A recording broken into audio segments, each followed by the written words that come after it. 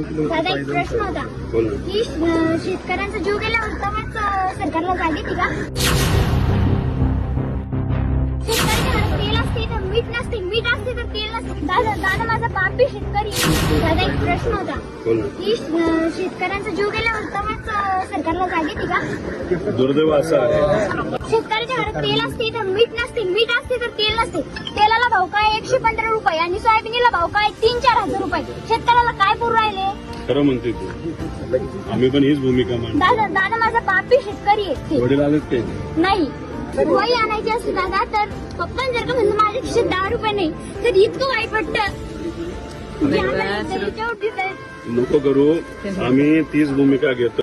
मजुरी जर का करायला गेलं तर लोक त्यांच्या वावरात तर खूपच राबून घेते, पण रोज बी 200-250 रुपये फक्त हातावर टेकवतात. 1500 रुपयात काय होणार आहे का महिना? 1500 रुपये नाही दिले चालते दादा, पण आमच्या मालांना भाव द्या. पण तू आता कितवी आहेस? 8वी. बरं, आता 11वी वार कुठून करणार?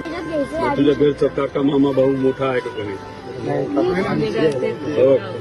हिचं तू 8वी ना, 11वी जेव्हा जायचं असेल तर बारामतीला शारदा नगर म्हणून शाळा आहे. ही ज्या पद्धतीने बोलते आक्रमक भूमिका घेते तर उद्या जाऊन ही नक्कीच मोठी, सगळेच बनतील, ही मोठी अधिकारी बनेल.